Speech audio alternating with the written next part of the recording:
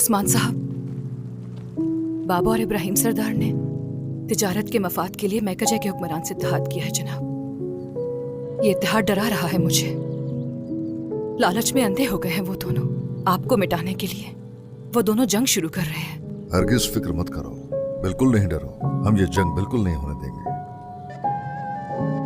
खैर, ऐसी जंग खूनी तलवारों से शुरू होती है, लेकिन इश्क की जंग इश्क ही जीत सकता है। अल्लाह करे कि हमारा इत्तेहाद और ताकत कायम रहे इंशाअल्लाह। इंशाल्लाह। इंशाल्लाह वालिदा, इंशाल्लाह। पहले जरा इंसाफ के मामलात से निमट ले, तो उसके बाद शादी भी होगी इंशाल्लाह। क्यों नहीं, इंशाल्लाह बिल्कुल ऐसा ही होगा। ओहो, हमारे पास बहुत सारे काम हैं। अगर मुझे मालूम होता कि ये शादी जल्दी करनी पड़ेगी तो हम पहले से तैयारी कर लेते। आप बेफिक्र हो जाएं बाला खातून, हम साथ हैं और जल्द तमाम तैयारियां कर लेंगे। गोंजा के कबीले आने तक हर चीज तैयार होगी। चलो चलो।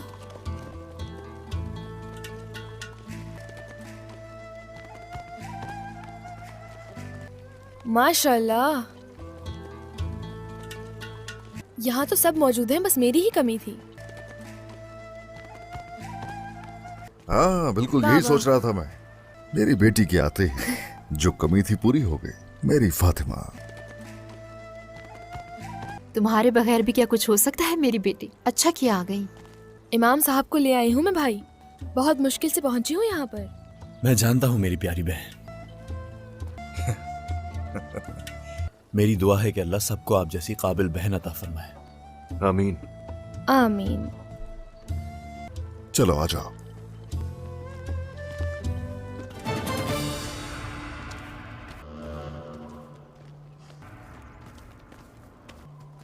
देर कर दी। उस्मान अलाउद्दीन और गोंजा को ले गया एक खुफिया जगह पर। शायद वो पहले से जानता था। तुम्हारे शादी में जाते ही तुम्हारी बहन को अगवा कर लिया। अलाउद्दीन अपनी जान से इसकी कीमत अदा करेगा, या वो या मैं, और कोई नहीं, चाहे कुछ भी हो जाए। अब अगर तुम्हारी बहन राजी है तो फिर तुम क्या करोगे? मेरे सिपाहियों ने सुना है तुम्हारी बहन अपनी मर्जी से गई है। सिर्फ इतना नहीं, तुम्हारी बहन हमारे खिलाफ लड़ी। गोंजा भी इसकी कीमत चुकाएगी, उससे भी हिसाब लिया जाएगा इसका। हम अजीम गर्मियान की सलाहियत और ताकत को अच्छी तरह जानते हैं। ये सब होते हुए भी काई वालों को ऐसे ही छोड़ देंगे मेहमद सरदार? हाँ, और सिपाही जमा करें। अभी जंग ना छिड़ी तो फिर कब छिड़ेगी मेहमद सरदार? हमारे सारे सिपाही तैयार हैं। ये जंग काई का खात्मा कर देगी, लेकिन पहले हमें बाबा को बचाना होगा। फिक्र मत करो, मैं उन्हें उस्मान के हाथ से छीन लूंगा। तुम जाओ, अपने सिपाही तैयार करो।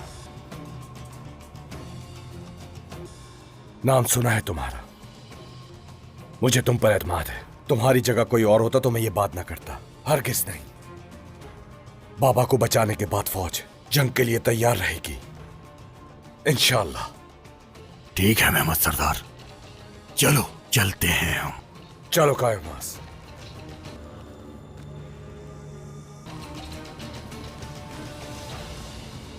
जाओ सिपाहियों, अपने ठिकाने। अलहानी रियासत के टैगफोर को बताओ कि क्या हो रहा है, कि एक बड़ी जंग छिड़ने वाली है और सिपाहियों की जरूरत है। चलो। अशहदु अल्ला इलाहा इल्लल्लाह अशहदु अन्ना मुहम्मदन अब्दुहु व रसूलुहु। याकूब सरदार की बेटी गोंजा खातून उस्मान सरदार के बेटे शहजादे अलाउद्दीन से 500 सोने के सिक्के बतौर हक महर आप इनके साथ निकाह कबूल करती हैं? कबूल है। क्या आपने कबूल किया? कबूल है। कबूल किया? कबूल है।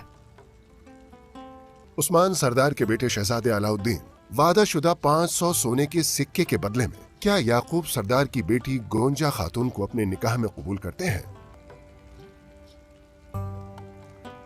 कबूल किया। क्या आपने कबूल किया? कबूल किया। क्या आपने कबूल किया? कबूल किया। क्या आप गवाहान इसकी गवाही देते हैं? गवाही देते हैं। क्या आप गवाही देते हैं? गवाही देते हैं। क्या आप गवाही देते हैं? गवाही देते हैं। अल्लाह कबूल फरमाए।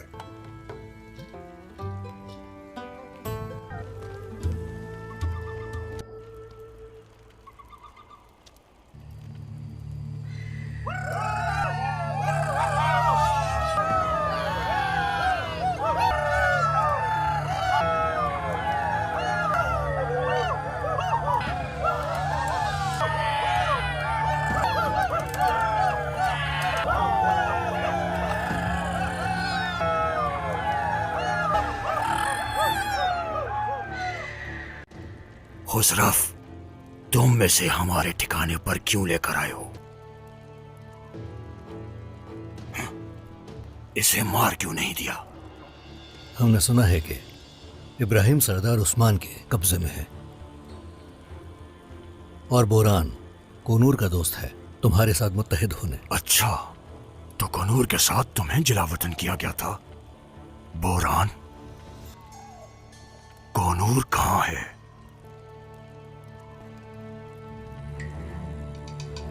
तुमने कोनूर की जान बचाई सुना है मैंने। इब्राहिम सरदार की मदद के लिए गया है। मैं बस इतना ही जानता हूं। तो ये बात है बोरान।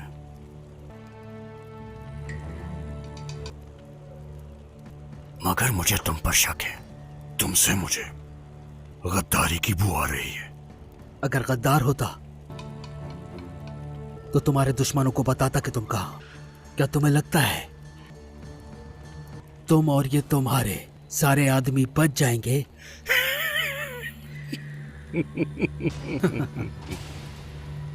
तुम मुझे पसंद आए बोरान, पसंद आए तुम। मैं उस्मान को उसी की जमीन में जिंदा दफन कर दूंगा और उसके साथ उसके महल्लात और कई कबीले को राख का ढेर बना दूंगा।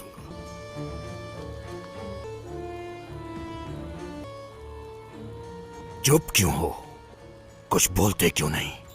ये खामोशी बताती है तुम्हें उस्मान से लगाव है। अगर मैं उस्मान को मिल गया तो वो मेरे टुकड़े टुकड़े कर देगा। कोई लगाव नहीं, कोई मोहब्बत नहीं। अब तो नाम सुनकर ही घुटन होने लगती है। तो फिर सुनो, मैं उस्मान के साथ क्या करूंगा। उसका कायम किया हुआ निजाम तबाह कर दूंगा। मैं उसको और उसकी नस्लों को दिखाऊंगा कि उलझाए कौन है। ये लोग मेरे कहर से बच नहीं सकते। तुम उस्मान को बहुत कम समझ रहे हो। मोहतात रहो। वो तुम और तुम्हारे आदमियों की खालों से खैमे बना सकता है। उसको आसान हदफ समझने की जरूरत नहीं। अब मेरी बात सुनो गौर से। तुम देखोगे उस्मान मेरे कदमों में आ गिरेगा। उसका कबीला जलकर राख हो जाएगा और उसके कबीले की खवातीन हमारी खिदमत करेंगी। बोरान, कोनूर के साथ निकाला गया था मैं उलझाए। मैं वही देखूंगा जो मुझे मेरी किस्मत दिखाएगी। हम सब जिंदा रहेंगे और मिलकर देखेंगे।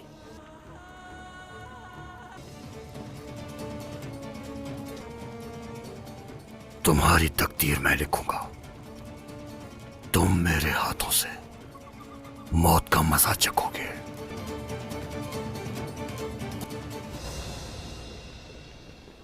हमारे प्यारे पैगंबर मोहम्मद मुस्तफ़ा सल्लल्लाहु अलैहि वसल्लम ने फरमाया, आजमाइशों का ऐसा दौर आएगा जिनमें बैठने वाला खड़े होने वाले से बेहतर है और खड़े होने वाला चलने वाले से और चलने वाला दौड़ने वाले से बेहतर है।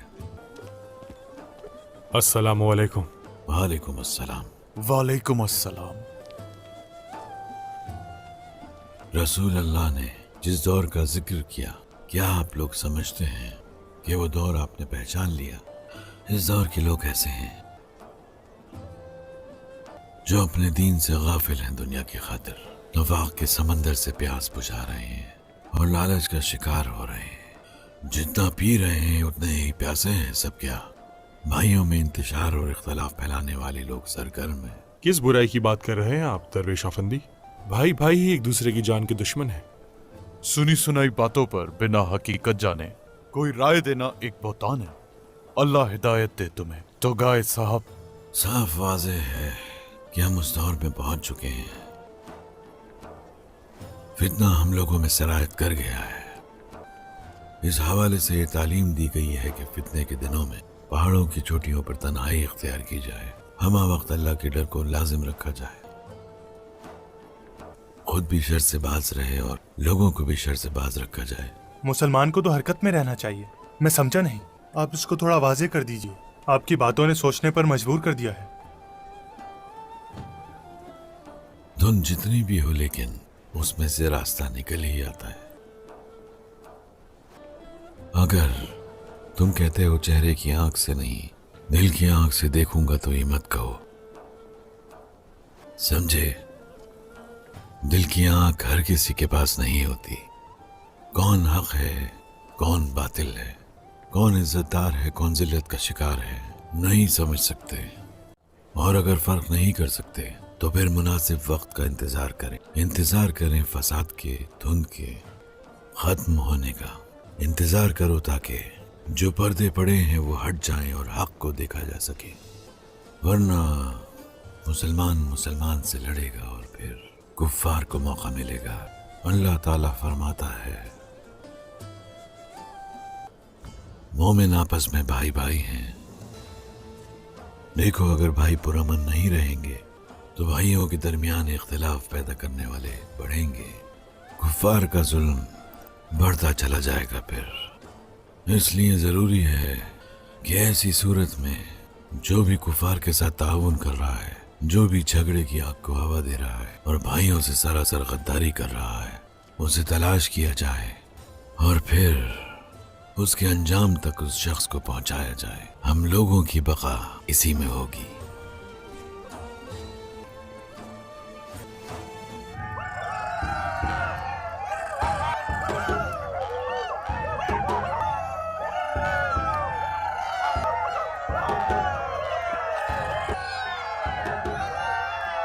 पत्थरों को बोलने दो, आसमान को गाने दो और जमीन को सुनने दो। आज तकदीर का तयन किया जाएगा। सबको जलाकर राख कर दो। पत्थरों को बोलने दो, आज तकदीर का तयन किया जाएगा।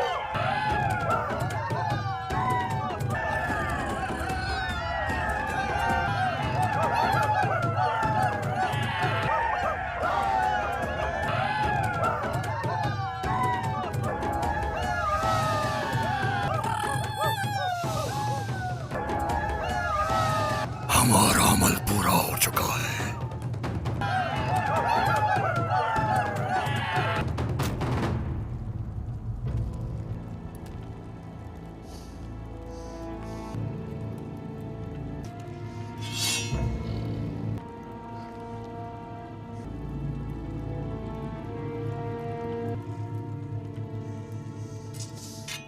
रुको रुको, रुक जाओ, मेरी बात सुनो। मैं तुम्हें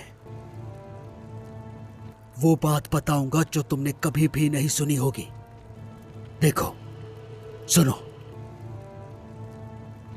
खोलो इसे।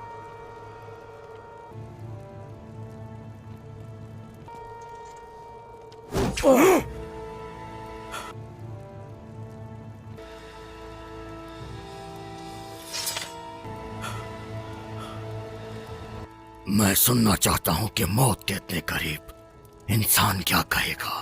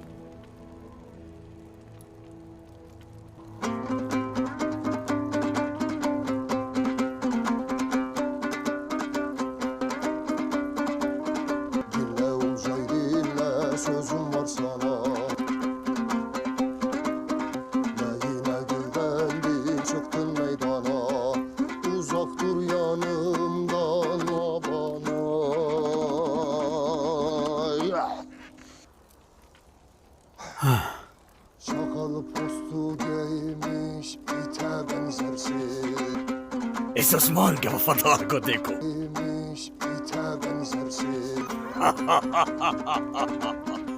तुम्हारी हालत तो बदतर होती जा रही है। Sen kokuşmuş tam bir çakılsın, toprakta anca yatarsın. Eğer indi kırmazsan beni, bilesin yanımda götür.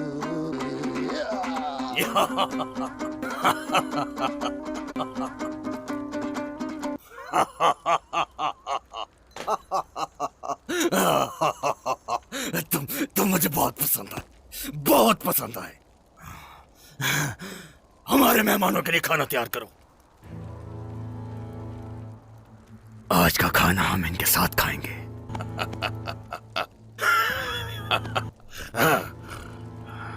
Boron, याद रखना, तुम्हारी जान तलवार ने नहीं बल्कि तुम्हारे को पहुंच ने बचाई है।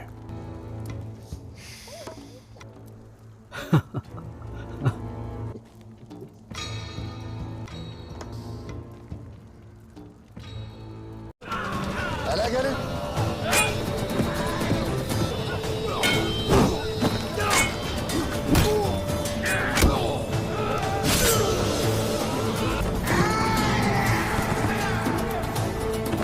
Yurduma göz diken canından olur.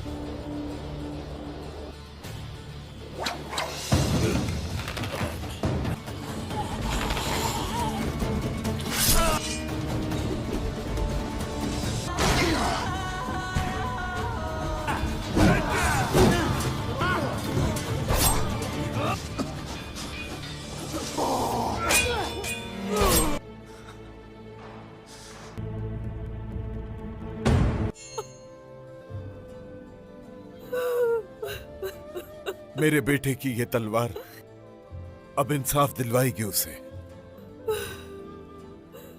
उसके खून का बदला मैं उनके सर तन से जुदा करके लूंगा। मुझसे वादा करे, हमारे बेटे अहमद को इस हाल में पहुंचाने वालों को खुद अपने हाथों से मारेंगे। वादा करे, वादा करे। तुम्हारे हाथ से खून बह रहा है। नहीं इब्राहिम, मेरे दिल से खून बह रहा है।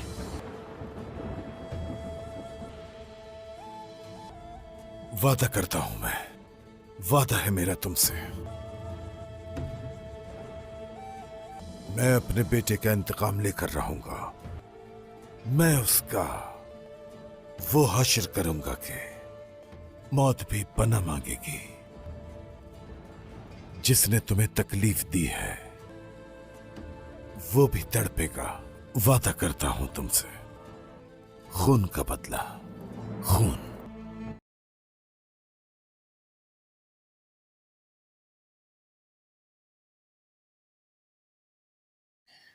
السلام علیکم ناظرین، آپ دیکھ رہے ہیں سبق ٹی وی یوٹیوب چینل۔ دوستو اس ایپیسوڈ میں یہی کچھ تھا جو ہم نے آپ کو دکھا دیا۔ نیکسٹ ایپیسوڈ میں ملتے ہیں، تب تک اللہ حافظ۔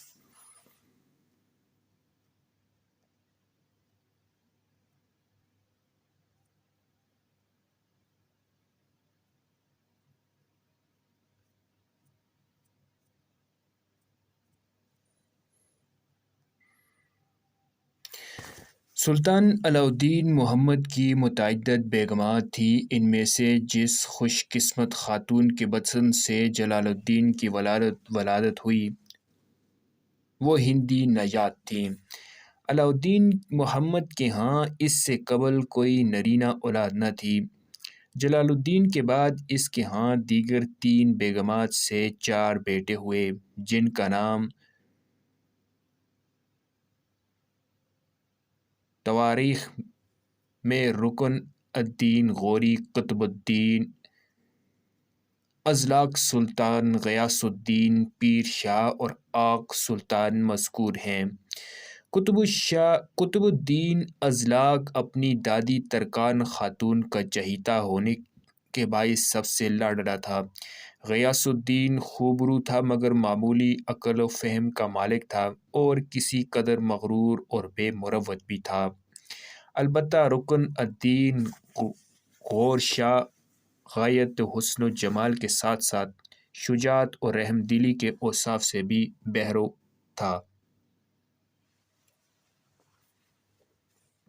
شہزادہ جلال الدین کو اپنے بھائیوں اور بہنوں سے بہت محبت اور پیار تھا، خاص کر اپنی سوتیلی بہن شہزادی خان سلطان سے اسے بے حد تعلق خاطر تھا۔ شہزادی بھی بھائی کے عمدہ خصائل کی گرویدہ تھیں۔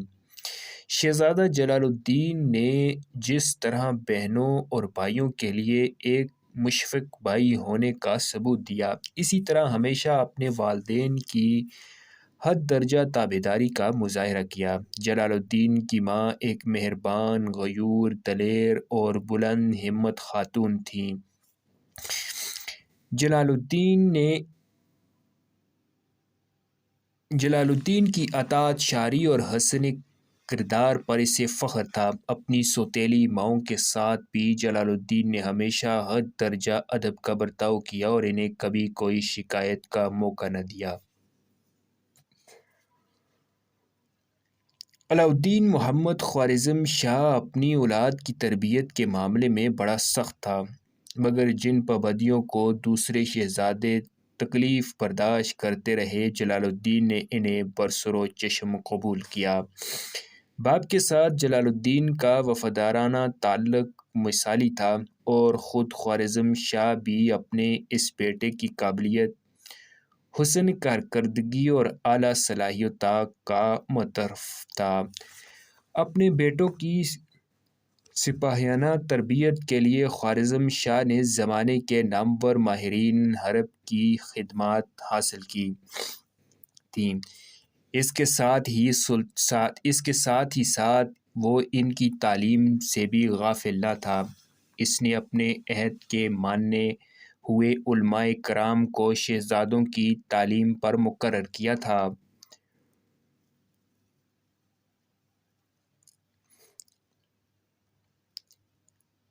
امام راضی رحمۃ اللہ علیہ سے شرف تلمذ 1207 عیسوی میں اپنے وقت کے مرجل خلائق، نامور مفسر، متکلم اور فلسفی علامہ امام فخر الدین رازی رحمۃ اللہ علیہ خوارزم تشریف لائے اور اورگنج کی جامع کی صدارت کے علاوہ شہزادوں کی اتلیق بھی مقرر ہوئے۔ امام صاحب اس سے قبل سلطان شہاب الدین غوری کی قلمرو میں عوام و خاص کو اپنی خدمات سے مستفید کر چکے تھے۔ ہندوستان پر آخری یلغار کے وقت امام صاحب غوری لشکر میں نمازوں کی امامت فرماتے اور درس قرآن دیتے۔ ان کے درس میں سپاہیوں کے علاوہ ہر علاقے کے مقامی باشندے بھی بڑی تعداد میں شریک ہوتے تھے۔ حسن بن صباح کے فدائی عام مسلمانوں کے بیس میں ان مجالس میں بڑھ چڑھ کر شریک ہوتے اور امام راضی رحمۃ اللہ علیہ کے آس پاس نظر آتے تھے۔ ایک رات درس میں شریک ہونے والے 10 فدائی موقع پا کر سلطان شہاب الدین غوری پر حملہ آور ہو گئے اور انہیں شہید کر ڈالا۔ حملہ آوروں میں سے بعض پکڑے گئے افسران نے پہچان لیا کہ یہ امام صاحب کے شرکائے درس ہیں۔ یہ خیال زور پکڑ گیا کہ امام صاحب رحمۃ اللہ علیہ کی امام پر ہی یہ حملہ کیا گیا۔ امام صاحب رحمۃ اللہ علیہ نے بڑی مشکل سے اپنی برائت ثابت کی۔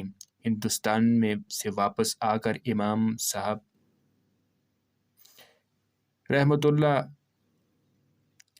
حرت میں واقعہ اپنے مدرسے میں پہنچے، لیکن یہاں بھی وہ افواہ گردش کر رہی تھی۔ اہل حرت کی ایک مشتعل ہجوم نے امام صاحب کے مدرسے پر حملہ کر دیا۔ شہر کے مقتدر علاقوں نے بڑی مشکل سے ان کو واپس کیا۔ حرت کے حالات ناسازگار دیکھ کر امام راضی رحمۃ اللہ علیہ راحت سفر باندھ کر خوارزم روانہ ہو گئے۔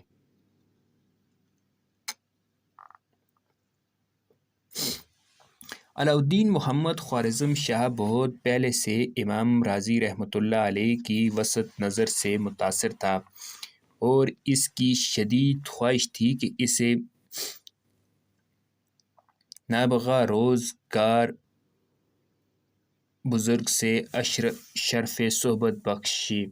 امام راضی رحمۃ اللہ علیہ کی آمد سے اس کی خوشی دیدنی تھی۔ شاہ کو اپنے حسب پسند ایک عبقری علمی شخصیت کی ہم مجلس نصیب ہوئی۔ عوام کو ایک درد مند حق کو عالم دین کے مواعظ سے استفادہ کرنے کا موقع ملا۔ شہزادوں کو بھی اس بات کی مسرت تھی کہ انہیں ایک فقیہ مثال استاذ کا شرف تلمذ نصیب ہو رہا ہے۔